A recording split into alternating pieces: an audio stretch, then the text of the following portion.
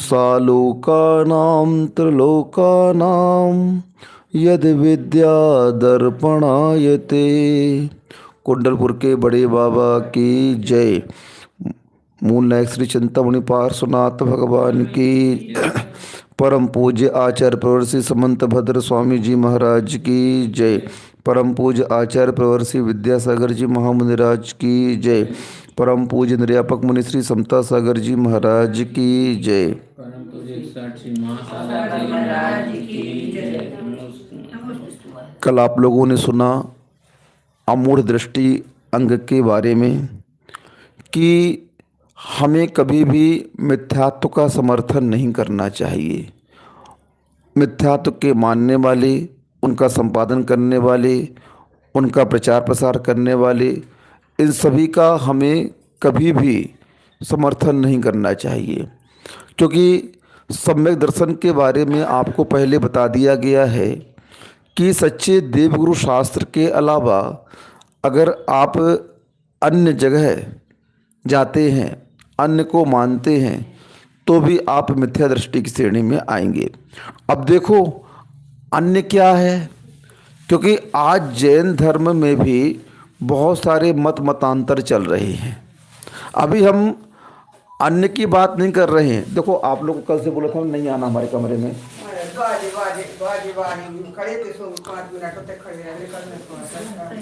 अन्य मत क्या कहलाता है?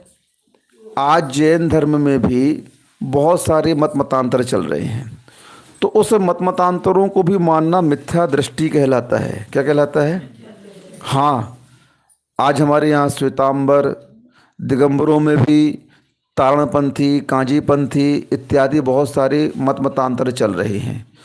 उन मतों का पैदा होना ही बता रहा है कि वे धर्म से हटकर के अपने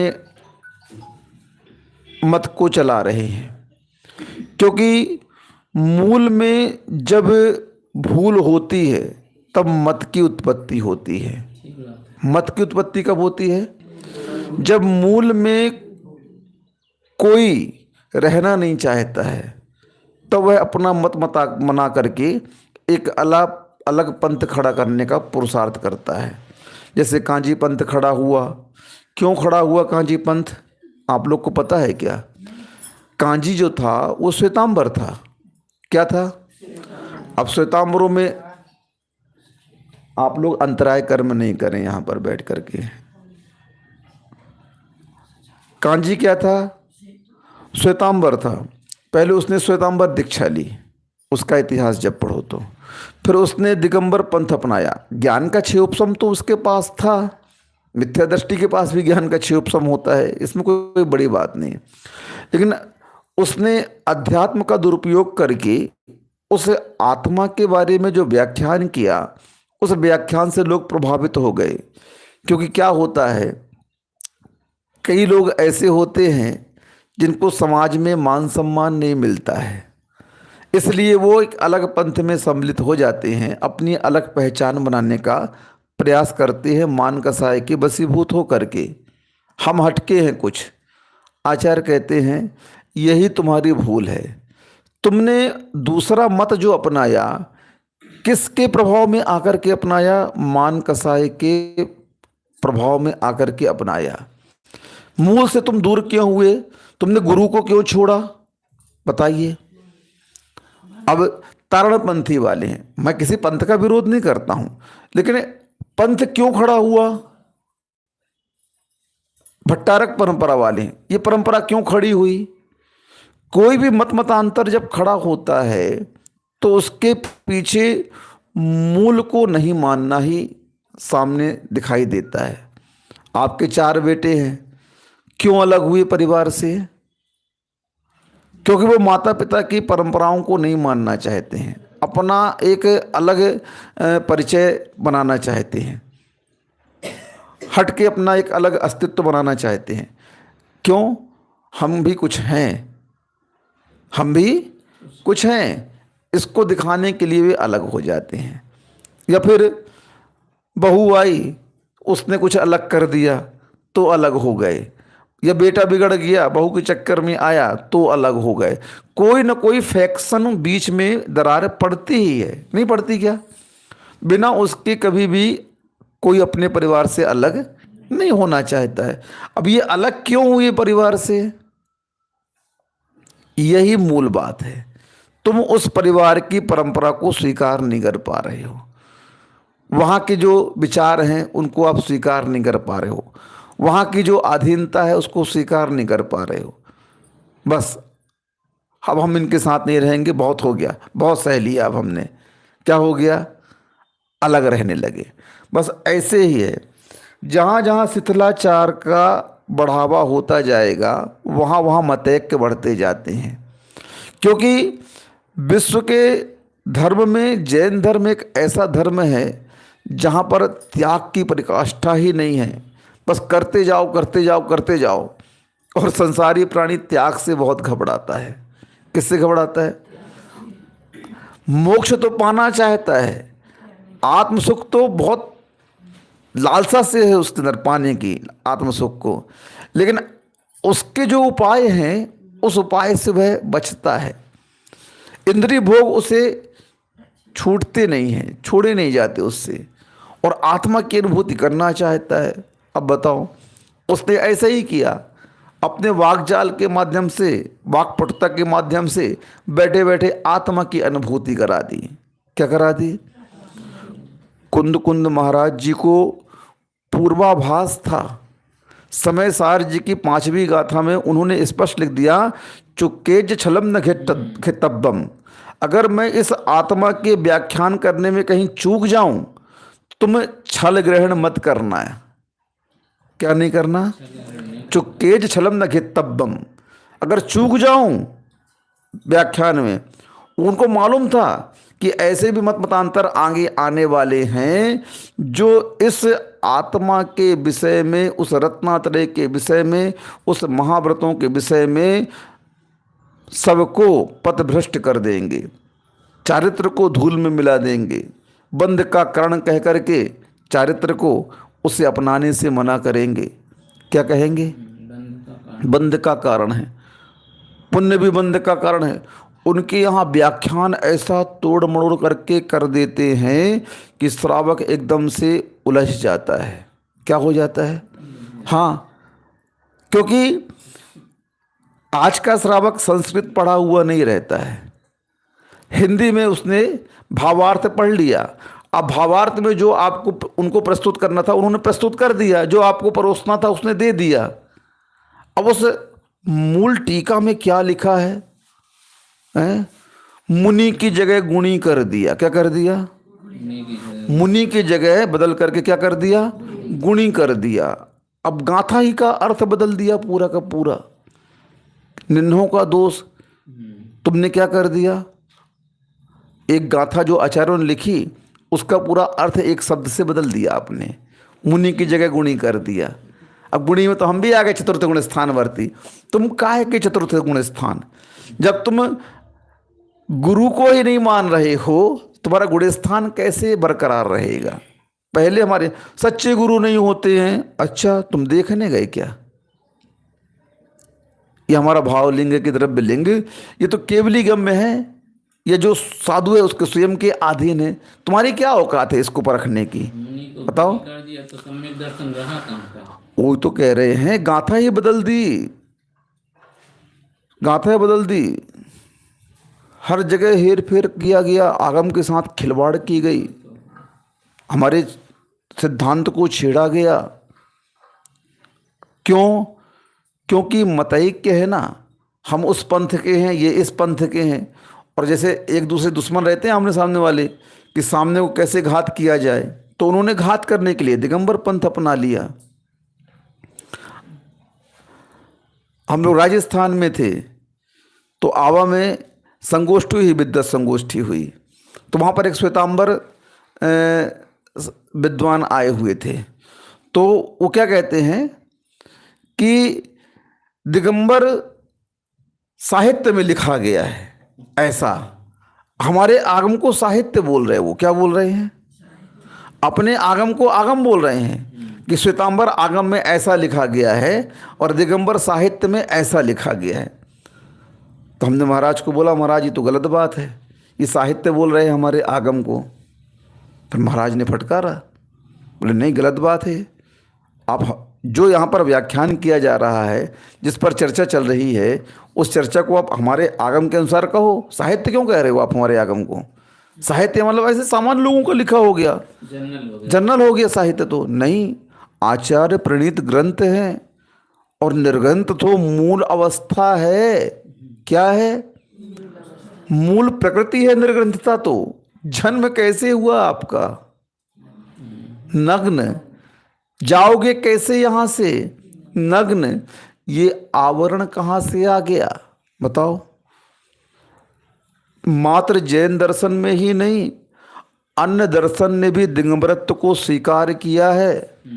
चाहे वह मुस्लिम हो, चाहे ईसाई हो, चाहे हिंदू हो, चाहे बौद्ध हो, सबने दिगंबरत्व को स्वीकार किया है। ऐसा कोई भी पंथ नहीं बचा जो दिगंबर आमनाओं को ना मानता हो।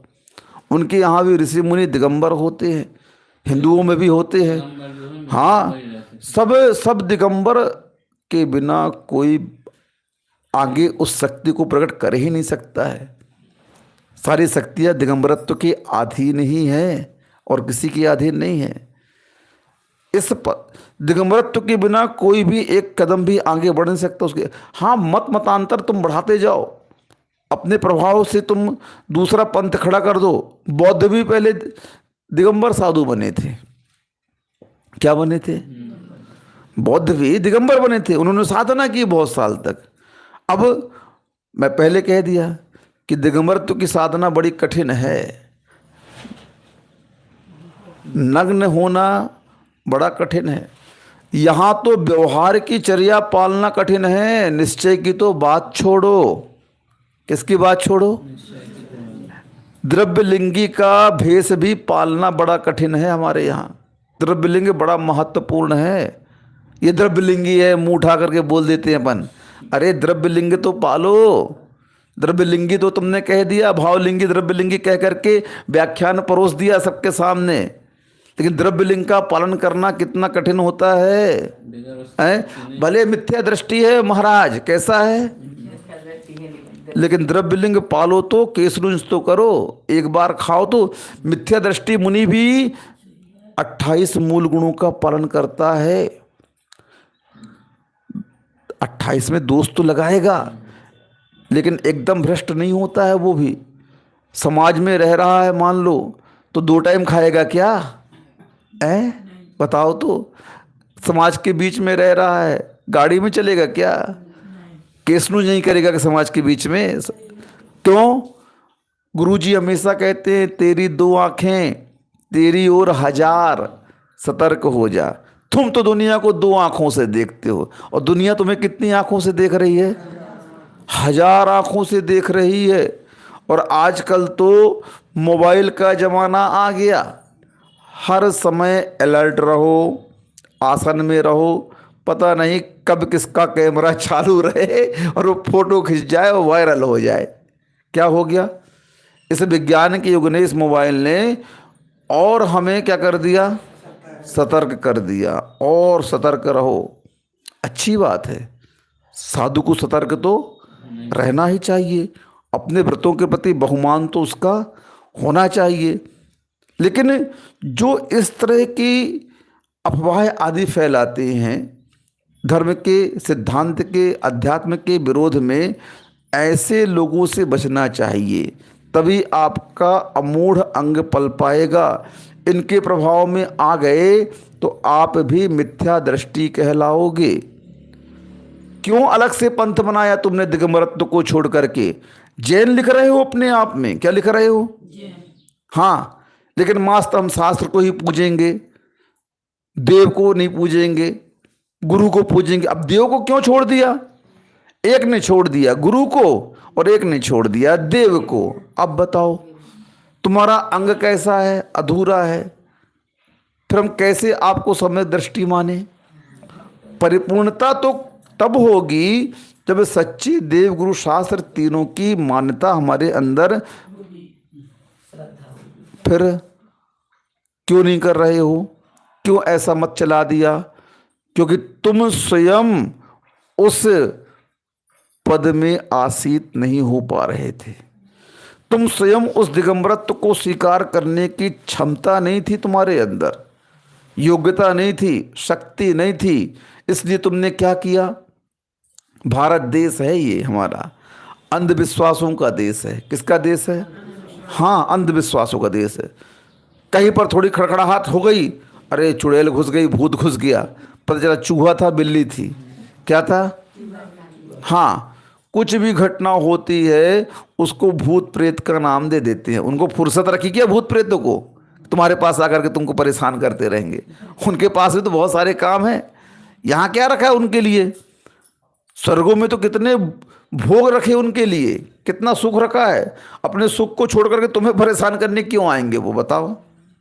है हर जगह अंधविश्वास, हर जगह एक मत खड़ा हो जाता है। कितने मत हैं भारत में और सबके फॉलोवर भी हैं। सबसे बड़ी विशेषता ये है, कोई भी छोटा सा चमत्कार दिखता है उसको देख करके उसके फॉलोवर बढ़ जाते हैं। क्या हो रहा है? और कई ऐसे चमत्कार वाले बाबा जेल में पड़े हुए हैं। क्या हुए हैं? पकड़े गए, जेल के अंदर हैं। लेकिन आश्चर्य तो ये होता है, ये सच्चाई सामने आने पर भी उनके भक्त उनको नहीं छोड़ रहे हैं, आज भी उनको मान रहे हैं। ये क्या है? यानी तुम्हारे अंदर अभी वह ज्ञान ही नहीं आया जो सत्य को स्वीकार कर सके। तुम्हारे अंदर वह विवेक ही जागृत नहीं हुआ जो हित अहित की पहचान कर सके। क्या कर रहे हो तुम?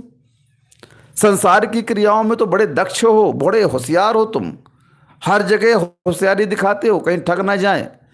10 रुपए किलो की सब्जी लेने जाते हो तो सोच समझ के लेते हो। कैसे लेते हो? 10-20 का मटका खरीदने गए बाजार में, बच्चे का मुड़ उसेड़ देते हो, बेटा देखो कहीं छेद तो नहीं है, वाले उसका गला गर्दन फंस जाए। बजा बजा के देख रहे हो। बताओ, 2-2 पैसे की वस्तु खरीदते हो तो उसको कैसे निरीक्षण करते हो, कैसे परीक्षण करते हो, चोखा है कि खोटा? और धर्म की बात आती है, गुरु की बात आती है, शास्त्र की बात आती है तो कहीं भी माथा पटक देते हो। बताओ, छोड़ दिया अच्छी बात है, लेकिन नहीं छोड़ोगे तो क्या होगा? हाँ, छोड़ना ही पड़ेगा मिथ्यात्व को, क्योंकि चमत्कार में विश्वास करने वाला कभी भी आत्म साधना नहीं कर सकता है। चमत्कार के पीछे क्यों दौड़ रहे हो? मुझे ये बताओ पहले, अगर मान्यताओं से, तंत्र मंत्र से ये सब कुछ होता तो वह तांत्रिक, वह मांत्रिक देश की बॉर्डर पर अपने भूत प्रेत खड़ा कर देता मंत्र से, फिर देश की सेना को इतनी तकलीफ नहीं होती। अरे इसने मूठ मार दी, इसने ये कर दिया, उसने तंत्र मंत्र कर दिया। अरे भैया, तुम्हारे पड़ोसी देश जो दुश्मन के रूप में भारत में आंतरिक अशांति फैला रहे हैं, जाओ अपनी मूठ वहाँ फेंको जा करके, अपने तंत्र मंत्र वहाँ करो जा करके। कहाँ चल रहा है ये सब? जहाँ अंधविश्वास है। कहाँ है? बॉर्डर पर तुम्हारे तंत्र मंत्र नहीं चल रहे हैं, वहाँ हमारे बेचारे सैनिकों को मरना पड़ता है, गोली खाना पड़ता है। देश की रक्षा में दिन रात पहरा देते रहते हैं, -30 डिग्री टेम्परेचर में खड़े रहते हैं टाइगर हिल पर वो जा करके। क्या है? वहाँ तंत्र मंत्र नहीं चल रहा है, बताओ। और यहाँ पर क्या कर रहे हो तुम? देश के अंदर गांव खेड़े में बैठे बैठे मूर्ख बना रहे हैं लोगों को, अपना उल्लू सीधा कर रहे हो। और हम उस विपत्ति के कारण, उस असाता के कारण, उसके प्रभाव में आकर के और उसके ऊपर विश्वास कर लेते हैं। क्या हुआ? ठीक हो गए? हाँ, थोड़ी थोड़ी आराम तो लग रहा है। ये मनोविज्ञान है, साइकोलॉजी है। हाँ, हम लोग कुछ नहीं करते। चलो पीछे लगा दिए, ठीक हो जाएगा, है ठीक हो जाएगा, ठीक है। हाँ, अरे हो यार, जब से महाराज जी ने पीछे लगाई ना तब से आराम लग गया। क्या हो गया? विश्वास हो गया। अन्य जो ठग होते हैं साधु, जो ठग साधु होते हैं वो ऐसे ही तो करते हैं। क्या हुआ, सुनो सुनो, इधर आओ। हाँ बाबा जी, हाँ बाबा जी बताइए। क्योंकि संसार का हर आदमी सुखी होना चाहता है, संसार का हर आदमी पैसा वाला बनना चाहता है। वो चाहता है कि हमारे यहाँ सारे साधन यांत्रिक विज्ञान के पड़े रहें घर में। नहीं चाहते आप लोग? हाँ। उसने क्या किया, अब मूर्ख बनाना मुझे। देखो 10 लोग आए मेरे पास में, इस बार राहर खरीद लेना भैया, बहुत महंगी होगी राहर। हैं? हाँ महाराज जी। सुनो, इस बार राहर मत खरीदना तुम, घाटा लग सकता है। अब 2 ही तो हुए, या तो हानि हुए या तो लाभ हुए। संसार में 2 के अलावा है का? बताओ ना पहले, हमारे इलाज है का छूका? अच्छा, अब 10 लोगों ने हमारे कहने से राहर खरीद ली तो उनको क्या हो गया? फायदा हो गया। और 10 लोगों ने नहीं खरीदी, वो बचे, घाटा नहीं हुआ उनको, फायदा भी नहीं हुआ, तो उनकी कोई लॉस नहीं हुआ।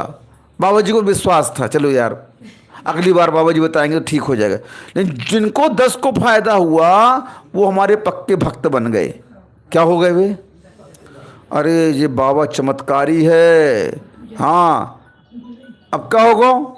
अरे शांति धारा भगवान की पढ़ रहे हैं अपन, किधर पढ़ रहे हैं?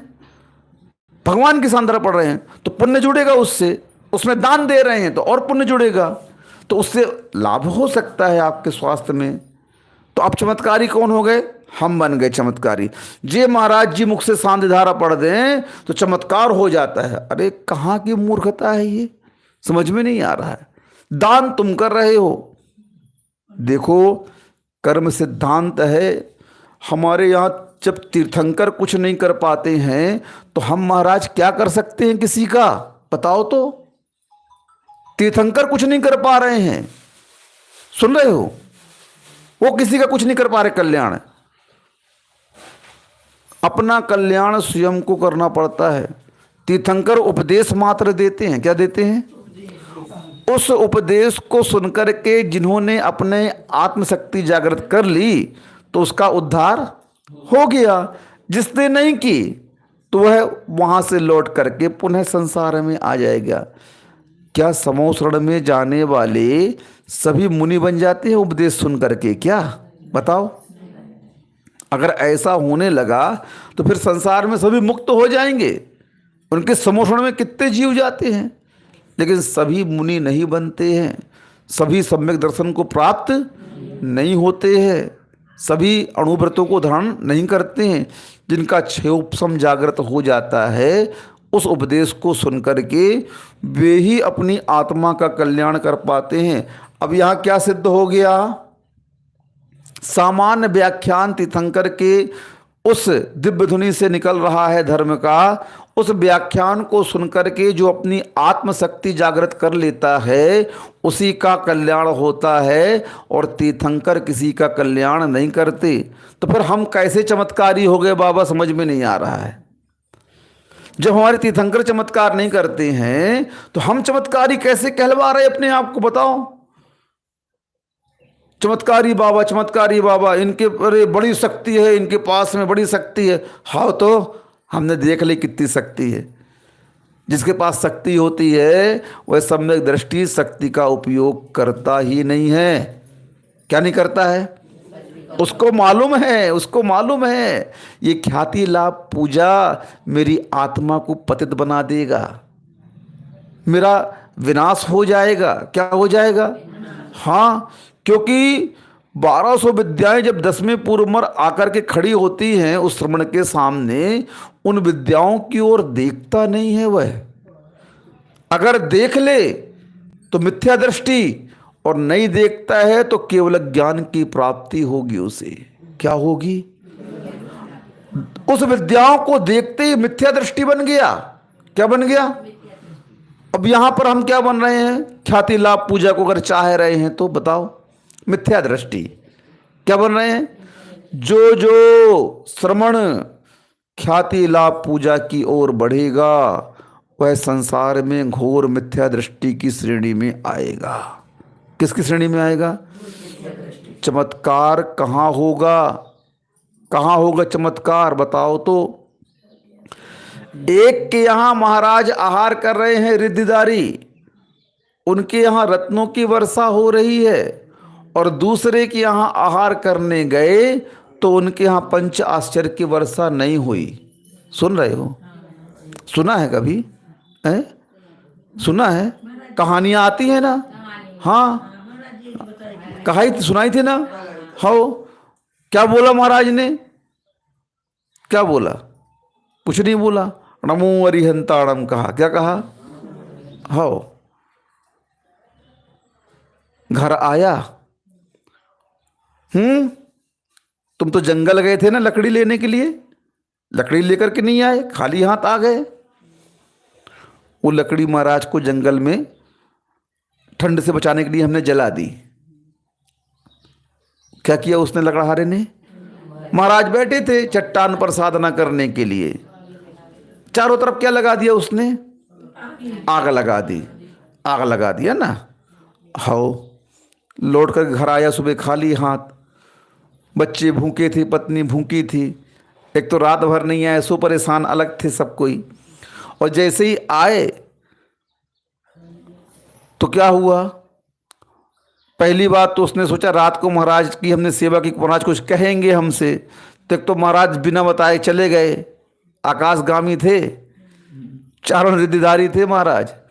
नमो अरिहंताणम कह करके आगे बढ़ गए अपने आकाश में।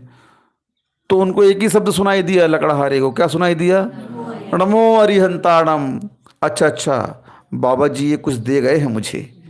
क्या दे गए हैं? भूल न जाऊं इसे मैं, तो नमो अरिहंताणम नमो अरिहंताणम वो करता रहा। अब देखो, घर आया, सारा वृत्तांत तो आपको बता दिया। पत्नी को गुस्सा आया, उसने लूगर उठाया और मारना शुरू कर दिया। वो क्या चिल्ला रहा था? नमो अरिहंताणम नमो अरिहंताणम नमो अरिहंताणम। अब लूगर के जितने अंगारे गिर रहे थे सब रत्न बन रहे थे। क्या बन रहे थे? सब रत्न बन रहे थे। सेठ जी देखते हैं बगल से, ये क्या हो रहा चमत्कार। बोले भाई क्या हुआ? तुमको जितने लूगर पड़ रहे हैं उतने रत्न बन रहे हैं। तुम कहाँ गए थे कल, सही सही बताओ। सामान्य गरीब आदमी बहुत सीधे रहते हैं। उनने बोल दिया, अरे सेठ जी मैं लकड़ी काट के आ रहा था, महाराज जी बैठे थे, ठंड थी, मैंने उनके चारों तरफ आगे लगा दी लकड़ी से, और महाराज सवेरे गए तो नमो अरिहंताणम कह के गए, और बस हम उसी को जाप कर रहे थे, और यहाँ आया इसने मारा तो ये रत्न बन गए। बोले अच्छा, कहाँ मिले थे महाराज? सेठ जी भी वहीं चले गए। नहीं मिल गए मिल गए मिल गए मिल गए मिल गए महाराज जी मिल गए। कैसे ना मिले हैं? मिल गए महाराज जी, मिल गए। सेठानी को पहले बता गए सेठ जी, हम जा रहे हैं, सवेरे आएंगे, तुम हमको लूगर मारना, हम नमो अरिहंताणम चिल्लाएंगे तो यहाँ रत्न बरसेंगे। क्या बरसेंगे? हाँ, सेठानी तैयार थी लूगर करके, तैयार जला करके, और थोड़ी बड़े मोटे मोटे लूगर बनाए थे सेठानी ने थोड़ी सी। हाँ हैं, सेठ जी आए रात को, वहाँ सब व्यवस्था करके जैसे उस लकड़हारे ने की थी। अब आते ही सेठ जी सुबह सुबह बोलते हैं, हाँ सेठानी शुरू हो जाओ, नमो अरिहंताणम नमो अरिहंताणम। अब सेठानी दे दनादन लूगर मारे सेठ जी के शरीर में, और आग लग गई, फूले पड़ गए, जगह जगह सेठ जी जल गए, लेकिन रत्न नहीं बने। अब ये क्या है? चमत्कार किसका है? चमत्कार नमोकार मंत्र में नहीं है। चमत्कार उसके प्रति श्रद्धा में है, आस्था में है, विश्वास में है। हाँ, हमारे यहाँ एक मुसलमान थे, नमोकार मंत्र पढ़ करके भूत प्रेत भगा देते थे। भूत प्रेत तो एक होत नहीं है, तो फूबिया है एक तरह से। क्या है? मन का एक विकार है, परिणाम। हाँ, अब मान लो उतारते भी थे तो किससे उतारते थे? नमोकार मंत्र से। अब जैनी जाते तो बोलते हैं, जैनियों तुम्हारे पास में इतना बड़ा मंत्र है, तुम उसको पढ़ो, हैं हमारे पास क्यों मार रहे हो? इस मंत्र में कितनी शक्ति है। संसार के प्रत्येक मंत्र में किसी न किसी का नाम लिया है। हमारे नमोकार मंत्र में किसी का नाम नहीं लिया, पद रखे गए हैं। इन पदों में आप आइए तो आप नमस्कार की योग्य हैं, नहीं तो जैसे है वैसे रहिए आप। ये तो कुर्सी है हमारे यहाँ 5 पद की, क्या है? पद है। आइए आप ग्रहण करिए, योग्यता अपनी प्रकट करिए और इस पर बैठ जाइए। सबके बस की बात नैया। नमोकार मंत्र वह भी पढ़ रहा है, नमोकार मंत्र वह भी पढ़ रहा है, तो एक के पढ़ने से शरीर जल रहा है और एक के पढ़ने से रत्न बन रहे हैं। क्या है ये? चमत्कार हो गया? चमत्कार नहीं, चमत्कार आत्मा की विशुद्धि का नाम है। उन व्रतों में दृढ़ रहे, उस धर्म में हम दृढ़ रहे, आस्था विश्वास हमारा बिल्कुल अडिग रहा, हमने उसको छोड़ा नहीं। कितने भी मत मतांतर आ जाएं, हम कभी भी सच्चे देवगुरु शास्त्र को नहीं छोड़ेंगे। ये श्रद्धांत था सीता का, ये श्रद्धांत था सुदर्शन सेठ का, इस श्रद्धांत था रेवती रानी का, सोमा का, सबका। क्या है ये श्रद्धान? इसी श्रद्धान के बल पर तो उनके जीवन में चमत्कार घटित होते हैं। हम लोगों के जीवन में थोड़ी सी विपत्ति आती है तो हम क्या करते हैं बताओ? सबसे पहले धर्म छोड़ते हैं, जबकि धर्म स्वयं कह रहा है तेरी असाता वेदनी को अगर साता में बदलना है तो पुण्य के अलावा और किसी की शक्ति है नहीं। हम माध्यम बनते हैं। हमने शांति धारा करा दी, आपका पुण्य जुड़वाया, उसमें आपने दान दिया, उसमें पुण्य जुड़ा, बाकी चमत्कार हमारे अंदर नहीं है। चमत्कार तुम्हारे अंदर ही है। जैन धर्म का सबसे बड़ा सिद्धांत है नमस्कार में कोई चमत्कार नहीं है। साधु में कोई चमत्कार नहीं, नमस्कार में चमत्कार है। किस में चमत्कार है? हाँ, साधु में चमत्कार नहीं है। हाँ, समंत भद्र स्वामी जी हमारे है किसी को नमस्कार नहीं करते थे। होगा जो होगा देखा जाएगा। अरे बाबा जी, हाँ मैंने खूब देख लिया, क्या श्रद्धान था उनका, गजब का श्रद्धान था। ठीक है, रोग आया है, भले मैं इस रोग के कारण इस पद को छोड़ रहा हूँ, चारित्र को छोड़ रहा हूँ, श्रद्धान को मैंने नहीं छोड़ा। श्रद्धान तो मेरा जहाँ है वहीं है। हाँ, नमस्कार करो, नमस्कार करो, फट जाएंगे, फट जाएंगे। ये मेरे नमस्कार को सहन करने की शक्ति चाहिए। कौन बोल रहा है? एक सामान्य श्रावक बोल रहा है। अभी वे श्रमण नहीं है। क्या है वो? श्रमण थे, अभी क्या थे? सामान्य श्रावक थे वो। अब बताइए आप, हमारे सामान्य श्रावक में कितनी शक्ति है कि उसके नमस्कार को अच्छे अच्छे स्वीकार नहीं कर पाते हैं। क्या है ये? क्या है ये? किसका चमत्कार है ये बताओ? श्रद्धा का चमत्कार है। और हम क्या कर रहे हैं? अपने आप को चमत्कारी बता रहे हैं। हम चमत्कारी बाबा हैं, हमारे मंत्र में चमत्कार है, हम पढ़ देते हैं तो उसमें चमत्कार है। हाओ, पता है तुम्हारे में कितना चमत्कार है, तुम्हारी औकात कितनी है, हम जान रहे हैं। हाँ, जो जो व्यक्ति इन क्रियाओं में फंसता है उसके पतन को कोई रोक नहीं पाता है।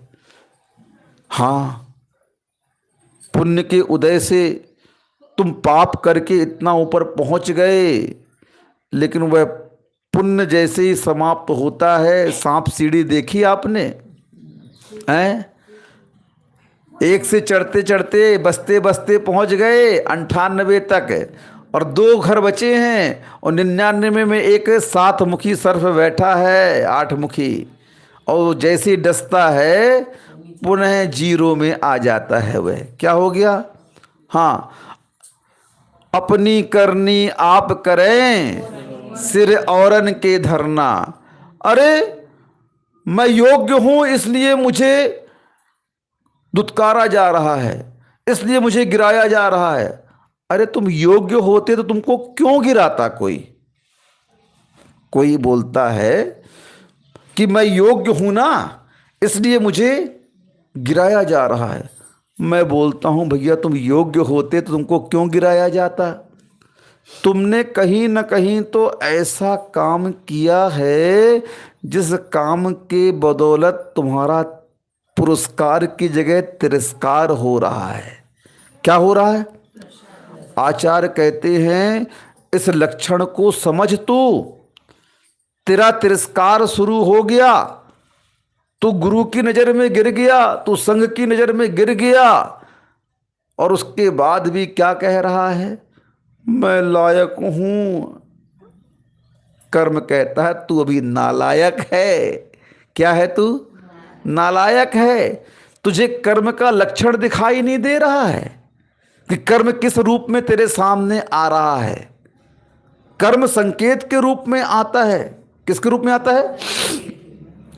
विपत्ति एक थर्मामीटर होती है। क्या होती है? आपके शरीर में जब कुछ होता है, बुखार आता है, तो आप किससे नापते हो? थर्मामीटर से। वो थर्मामीटर क्या बताता है?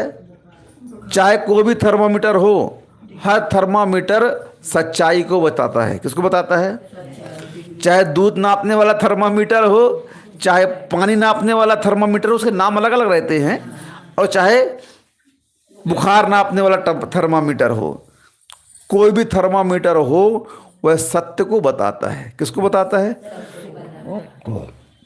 ऐसे विपत्तियां ही क्या हैं? विपत्तियां क्या हैं? थर्मामीटर हैं। क्या हैं? वो सत्य को बता रही हैं। किस सत्य को बता रही हैं? तेरे पाप कर्म का उदय शुरू हो गया है। तेरा तिरस्कार होना, तेरा अपयश होना, तेरी निंदा होना, ये बता रहा है कि तेरे पाप कर्म का शीघ्र आगमन होने वाला है। तेरे पुण्य का पल्ला कमजोर पड़ रहा है। क्या पड़ रहा है? पड़ रहा है, पक्की बात है। क्योंकि इन संकेतों को जो समझ जाता है और समझ करके उस पाप को छोड़ करके धर्म में लग जाता है, पश्चाताप, प्रायश्चित, निंदा, ग्रहा, आलोचना करता है अपनी, तो फिर भी वह संभल सकता है। उस असाता से संभलने का मात्र एक ही मार्ग है, पश्चाताप करना, निंदा करना, ग्रहा करना, आलोचना करना, प्रायश्चित लेना। इसके अलावा और कोई मार्ग हमारे यहाँ नहीं बताया गया है। हाँ, अब तुमको डर किसका है? अरे मैं इतने बड़े पद में पहुंच गया हूं, मुझे कोई क्या कहेगा कि ये ऐसा कर रहे हैं। मूलाचार में आता है, भगवती आराधना में, आचार्य महाराज उस श्रवण के सामने जो छपक राज हैं संलेखना ले रहे हैं। क्या कर रहे हैं? संलेखना ले रहे हैं। उस छपक राज के सामने सत्य को उगलवाने के लिए, क्योंकि वह एक सत्य को छुपाए हुए है अंदर। वो सत्य क्या है? कोई उसने पाप किया है, और उस पाप को वह इसलिए नहीं बता रहा है कि अगर मैं अभी बताता हूं उस पाप को तो पूरा संघ क्या सोचेगा कि देखो मैं संलेखनाधारी बन गया हूं और इतना बड़ा पाप करके आया हूं, और इस पाप को मैंने कितने वर्षों तक छुपाया। आचार्य का एक गुण है उत्पीड़क। आचार्यों के 8 गुणों में एक उत्पीड़क नाम का गुण है। उस गुण के धनी होते हैं आचार्य, और उसके अंदर उस छिपी हुई पाप की कणिका को निकालते हैं। अगर वो पाप की कणिका नहीं निकलती है तो वह संलेखनाधारी कभी भी संलेखना को प्राप्त हो नहीं सकता है। उनके पास उपाय रहते हैं। भगवती आराधना में शिवकोटि महाराज कहते हैं, जिस प्रकार सिंह की गर्जना से सियार के पेट में पड़े मांस के टुकड़े बाहर आ जाते हैं, वह उगल देता है डर के मारे, भय के कारण। क्या करता है? अरे सिंह आ गया, उसके पेट में खलबली मचती है और वह उल्टी कर देता है। ऐसे ही जो कुशल आचार्य होते हैं, वे कुशल आचार्य उस साधु को सही रास्ते में लाने के लिए नीतियां अपनाते हैं। सुनो, इसकी कोई वैयावृत्ति नहीं करेगा, इसको संग से निष्कासित किया जाता है, इसको जो करना हो करने दो। जब ये सत्य ही नहीं बता रहा है तो हम इसका कल्याण कैसे कर सकते हैं बताओ। आचार्य बड़े क्षमावान होते हैं, दयावान होते हैं, उनके चरणों में समर्पित हो जाओ, अभी भी समय है, यहां वहां मत भटको, क्षमा मिल जाएगी। लेकिन सत्य को स्वीकार करना पड़ेगा। क्या करना पड़ेगा? सत्य को स्वीकार करना पड़ेगा। हाँ, मैं कहां पर हूं ये मत देखो, तुम कहां जाओगे ये देखो। तुमने आगम पढ़ा है, आचार्य कह रहे हैं, तुमने सिद्धांत पढ़ा है, तुमने अध्यात्म पढ़ा है, तुम वर्तमान की ऊंचाई को देख रहे हो, लेकिन भविष्य के गर्त को तुम देख नहीं पा रहे हो कि भविष्य में तुम्हारा कितना नीचे गमन हो रहा है। जो उस गमन को देख लेता है वह संभल करके, प्रायश्चित लेकर के पुनः संभल जाता है। नहीं, गलती तो हुई है, मोक्ष मार्ग है, मान का पुतला है मनुष्य, क्या करें, ख्याति लाभ पूजा में पड़ जाता है, लेकिन मैं अपने सम्यक दर्शन को नहीं छोड़ूंगा, प्रायश्चित ले लेता है। वह आचार्य के कहने पर अपने उस दोषों की आलोचना करता है। हाँ साहब, हाँ गुरुदेव, मैंने ये पाप किए हैं, भय के कारण मैं इस पाप को आपके सामने प्रस्तुत नहीं कर पा रहा हूँ, लेकिन अब मैं उसके लिए क्षमा याचना करता हुआ उस पाप का भी प्रायश्चित चाहता हूँ। आचार्य उस छपक को ज़्यादा प्रायश्चित नहीं देते, वैसे ही छपक है, वो तो बेचारा जा ही रहा है, चल कोई बात नहीं, एक माला फेर लेना। क्या कर लेना? आचार्य ने इतना भी कह दिया उस पाप के प्रायश्चित में। पाप कितना कठिन था, कितना पहाड़ बराबर था, लेकिन तुमने निंदा ग्रह आलोचना कर दी, और आचार्य महाराज ने अगर एक कायोत्सर्ग भी प्रायश्चित में दे दिया, तुम्हारा काम हो गया। वह पाप तुम्हारा राई बराबर बचा जो पहाड़ बराबर था। कितना बचा? राई बराबर बचा, वो भी समाप्त हो जाएगा। क्यों? तुमने उसकी निंदा ग्रह आलोचना कर ली। क्या कर ली? इसीलिए आप लोगों को समझना चाहिए धर्म क्या है, धर्म का स्वरूप क्या है, धर्मी का स्वरूप क्या है, धर्मात्मा का स्वरूप क्या है। नहीं समझोगे तो मिथ्या दृष्टि कहलाओगे और इस मत मतांतरों के पीछे भागते रहोगे। क्या करते रहोगे? जो ईमानदारी से इस धर्म को स्वीकार करता है, चाहे वह श्रमण हो चाहे वह श्रावक हो, विपत्तियां तो उसके जीवन में आएंगी जो उसने कर्म किया है। जो कर्म हमने पूर्व में बांधे हैं वो कर्म तो अपना फल तो देंगे, लेकिन वर्तमान में अगर हमने ईमानदारी से उस धर्म की आराधना की है तो वह विपत्तियां पुरस्कार के रूप में बदल जाएंगी। किसके रूप में बदल जाएंगी? हाँ, लेकिन पुरस्कार विपत्तियां कब बनेंगी? जब उस धर्म को आप ईमानदारी से पालन करेंगे, उसे छोड़ेंगे नहीं। और तुमने अगर अपनी करनी आप करें, सिर औरन के धरना, इस सिद्धांत पर चले तो कर्म बोलता है बेटा हम आपको नहीं छोड़ेंगे। क्या कहता है वो? तुम भले किसी के सिर पर रख लो अपनी करनी को, लेकिन तुम्हारे रखने से क्या होने वाला है? करता तो मैं हूं। कर्म क्या बोलता है? नाच तो मैं नचा रहा हूं तेरे को, तू मुझे क्या नाच नचाएगा? कितना भी होशियार बुद्धिमान व्यक्ति क्यों ना हो, पुरुष बलि नहीं होत है, कर्म होत बलवान। पुरुष बलि नहीं होत है, कर्म होत बलवान। बलवान अगर कोई है तो कर्म बलवान होता है, तुम बलवान नहीं हो। तुम जो कुछ भी आज कर रहे हो संसार में, छल कपट मायाचारी, ये सब कर्म की बदौलत कर रहे हो। पुण्य कर्म सत्ता में है तो तुम आज नाना प्रकार का स्वांग कर रहे हो। एक पल नहीं लगता है, क्या साधना करते हैं मुनिराज उपसम श्रेणी वाले। कहाँ पहुंच गए? 11वें गुण स्थान में पहुंच गए। क्या विशुद्धि यथा क्या चारित्र को साक्षात अनुभूति कर रहे हैं। हम तो गुणस्थान को मात्र पढ़ रहे हैं, वो वहां पहुंच करके क्या कर रहे हैं? अनुभूति कर रहे हैं। चढ़े किसके प्रभाव से? आत्म विशुद्धि के प्रभाव से चढ़ गए वहां पर, उस गुणस्थान को छू रहे हैं, बार बार सिद्धों का अनुभव कर रहे हैं उस गुणस्थान पर पहुंच करके। लेकिन जैसे अंतर मुहूर्त में वह गुणस्थान से नीचे आते हैं और क्या होता है? परिणाम बिगड़ते ही निगोद का बंद कर लेते हैं, नरक की ओर गमन कर लेते हैं। क्या है ये?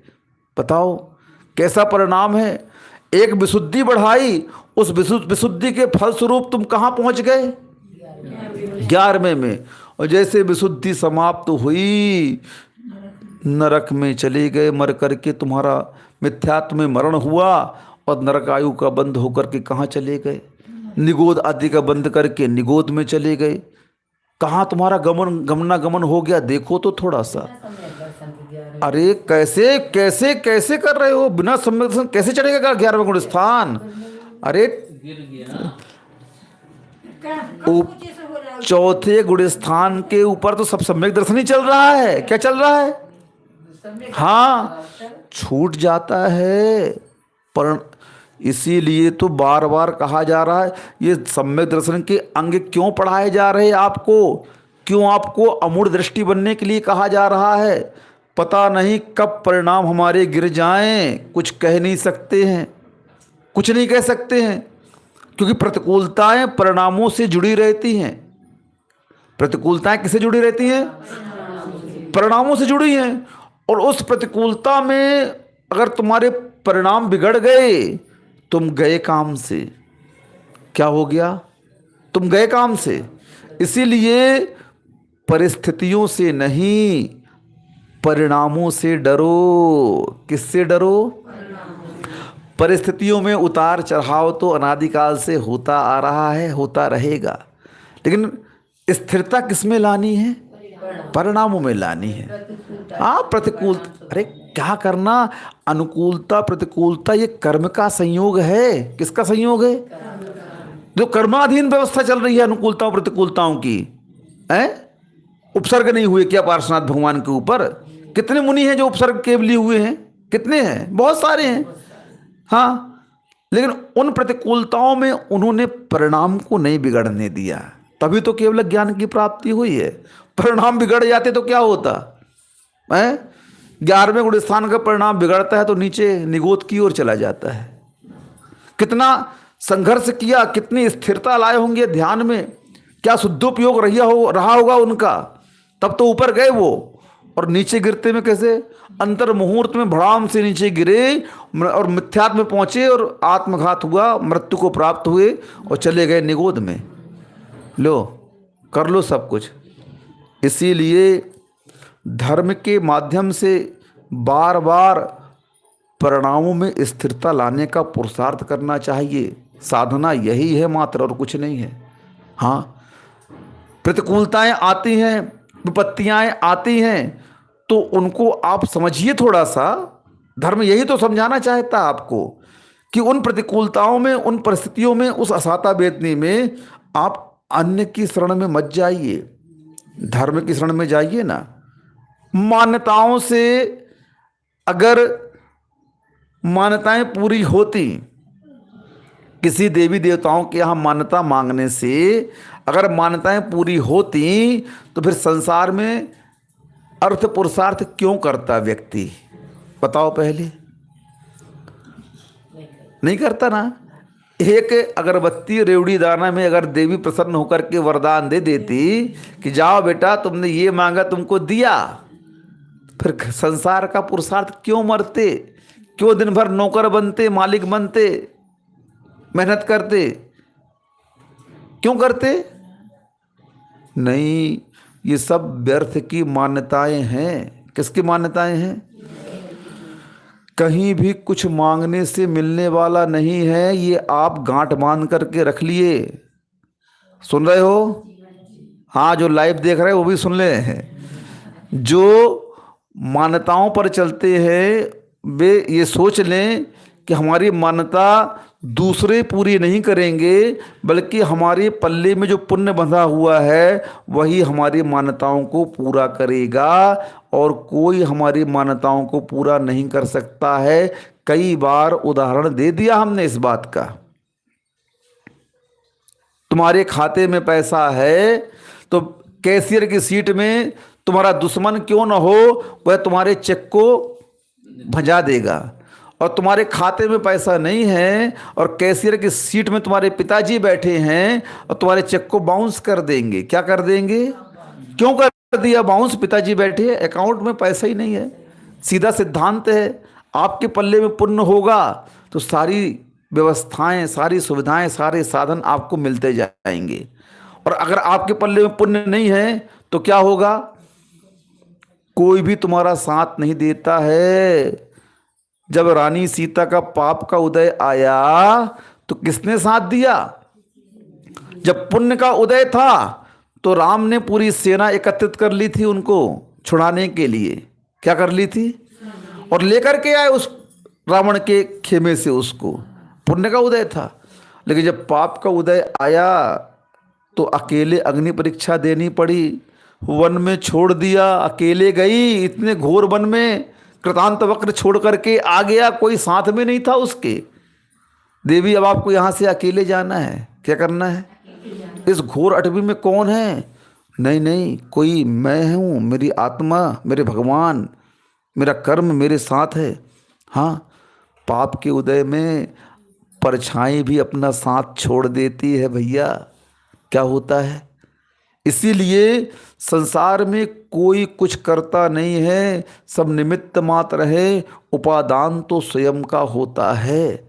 उस स्वयं के उपादान को समझने का प्रयत्न करिए। स्वयं का उपादान ही मूल धर्म है।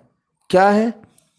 क्योंकि जब निश्चय की ओर हम जाते हैं तो निमित्त को भी छोड़ना पड़ता है। क्या करना पड़ता है? पंच परमेष्ठी को भी छोड़ना पड़ता है। ये भी पर कहला जाते हैं। क्या हो गया? जब आत्मा की ओर बढ़ते हैं, आलंबन तो व्यवहार का है। किसका है? निश्चय में कोई आलंबन नहीं होता है। निश्चय की साधना अलग होती है, और उस साधना में किसी का हाथ पकड़ करके, उंगली पकड़ करके चला नहीं जाता है।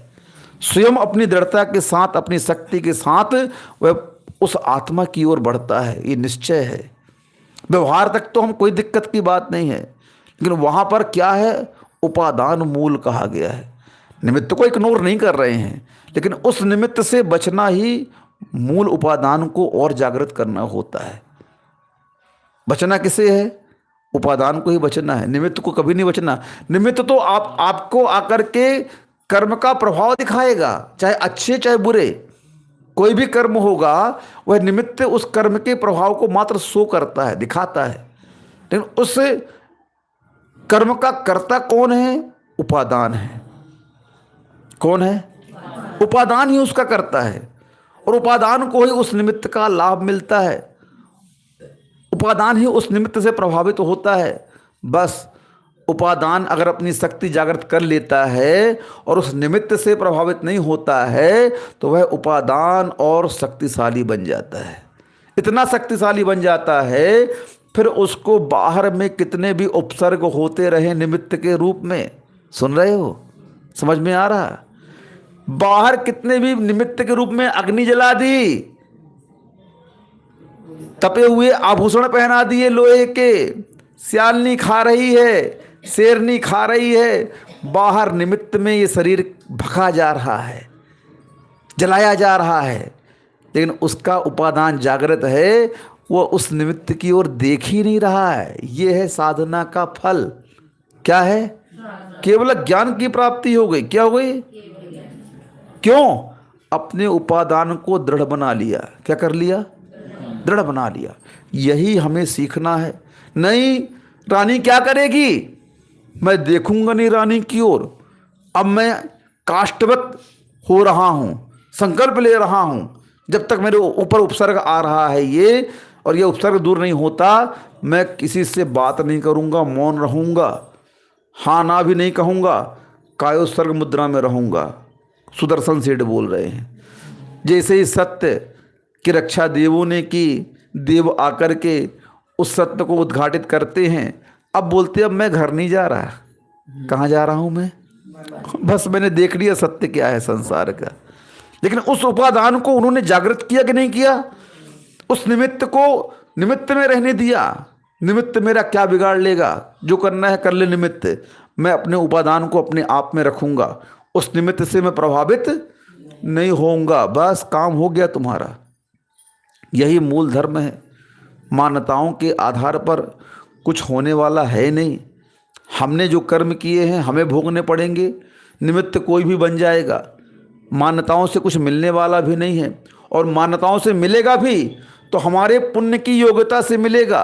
कैसे मिलेगा? बैंक भी जब कर्जा देता है तो 100% जब कर्जा देता है तो कम से कम 50% संपत्ति रख लेता है। क्या कर लेता है? अचल संपत्ति के रूप में 30%, 35%, 50% रख लेता है। वो अपने पास में गिरवी या किसी की जमानत आदि ले लेता है, तब आपको वह कर्ज देता है। ऐसे ही कर्म का सिद्धांत है। वह आपको मान्यताओं के आधार पर कब देगा? जब आपके पूरे पुण्य को गिरवी रख लेगा, तब आपको थोड़ा सा वह दे देगा और ले बेटा जाओ खुश रहो। और तुम उसमें क्या हो गए? खुश हो गए। अरे मेरी मान्यताएं पूरी हो गई, ऐसा हो गया वैसा हो गया। और सामने वाले को तुमने चमत्कारी और बना दिया। क्या कर दिया तुमने? मिथ्यात्व का पोषण किया, और उस मिथ्यात्व के मानने वालों का भी तुमने पोषण कर दिया। स्वयं मिथ्यात्व का पोषण किया और आगे क्या करी तुमने? जो मिथ्यात्व मनवा रहा है उसका भी आपने क्या? समर्थन कर दिया। क्या करे महाराज? करना तो है, धर्म तो करना है, लेकिन शर्त के ऊपर आधार पर नहीं करना है। किसी सांसारिक लोकेशना के मान्यताओं के आधार पर नहीं करना है। धर्म करना है आत्मविशुद्धि को लेकर के करना है।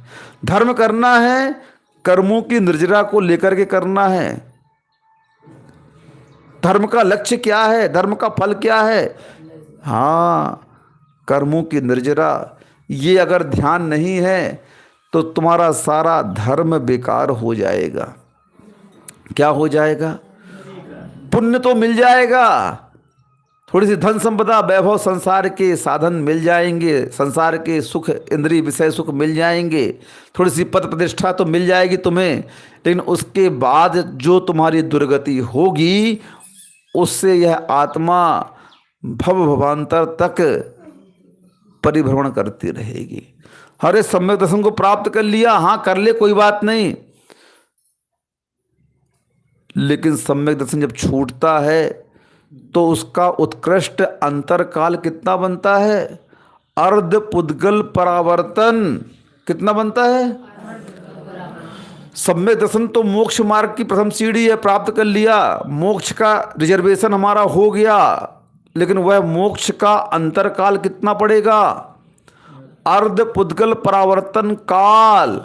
अर्ध पुद्गल परावर्तन काल भले चुल्लू भर पानी है उस संसार समुद्र का, लेकिन वह चुल्लू भर पानी भी कितना कितना विशाल है, कुछ पूछो नहीं।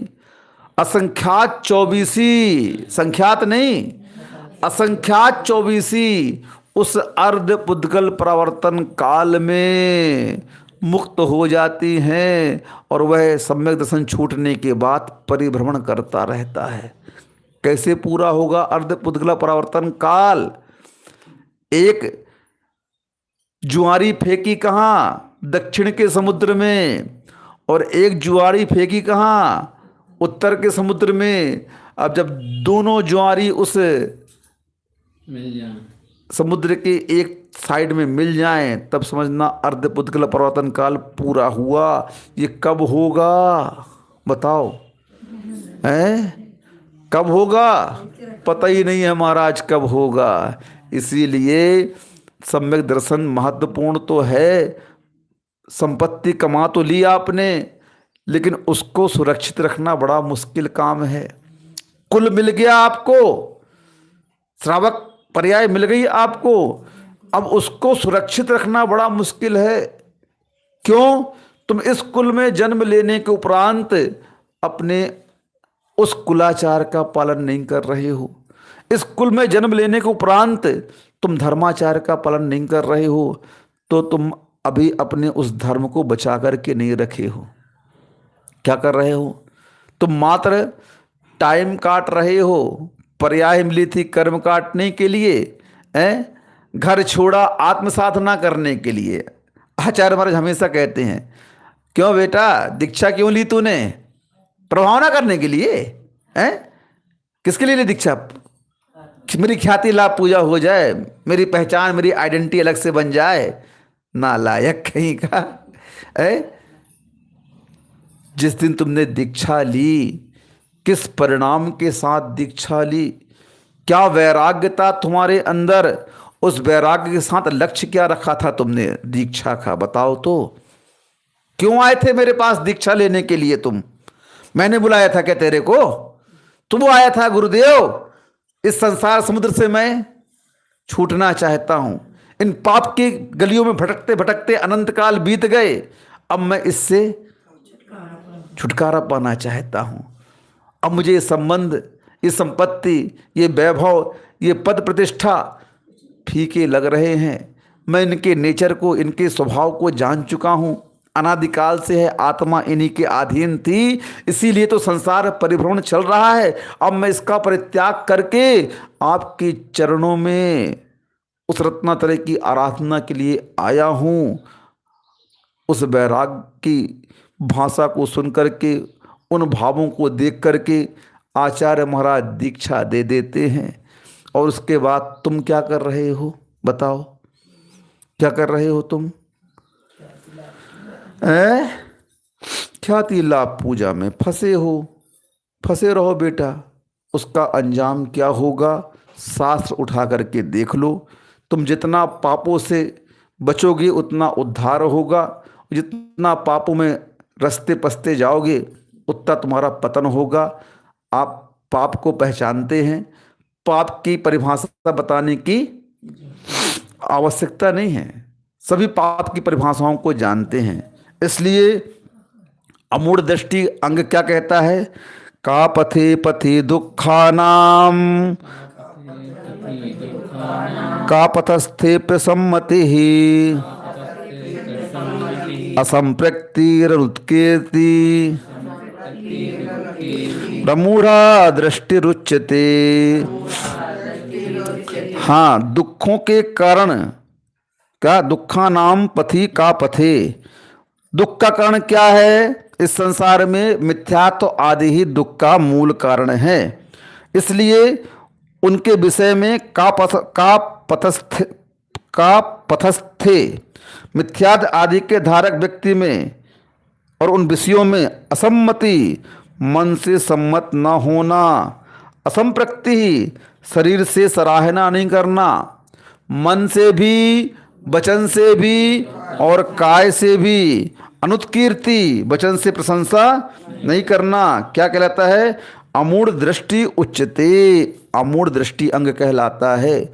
जो दुख का कारण मिथ्यात्व है, उस मिथ्यात्व के विषय भोग आदि उसके फैलाने वाले, उसके धारक की मन से, वचन से, काय से प्रशंसा नहीं करना चाहिए। तब आप अमूढ़ दृष्टि कहलाओगे। और हम आज थोड़ी थोड़ी विपत्तियों के अधीन होकर के धर्म को खुटिया में टांग देते हैं और ऐसे पापियों की शरण में जाकर के उस विपत्ति का निदान चाहते हैं, समाधान चाहते हैं। आचार्य कहते हैं तू उस विपत्ति से छूट तो नहीं पाएगा, बल्कि और पाप के गर्त में गिरता जाएगा, गिरता जाएगा। इसलिए समझ, अगर तेरी रक्षा कोई कर सकता है संसार में, सच्चे देव गुरु शास्त्र के अलावा, इस धर्म के अलावा, वीतराग धर्म के अलावा तेरी कोई रक्षा नहीं कर सकता है। इसकी शरण में जा, यही शरणभूत है और संसार में कोई भी शरणभूत नहीं है। यह श्रद्धांजलि जब हमारा दृढ़ होता है तभी हम उस मिथ्यात्व से बचकर अमूढ़ दृष्टि अंग के धारक कहलाते हैं। अहिंसा परमो धर्म की जय। जावाणी के ज्ञान तय सोचे लोका लोक, सो वाणी मस्तक नमो सदा दे तो हूँ ढोक। हे जिनवाणी भारती तो ही जपो दिन रैन, जो तेरो शरणा गहे सो पावे सुख चैन। देव भजू अरिहंत को गुरु सेवा निर्ग्रंथ, दया धर्म पालो सदा यही मोक्ष का पंथ।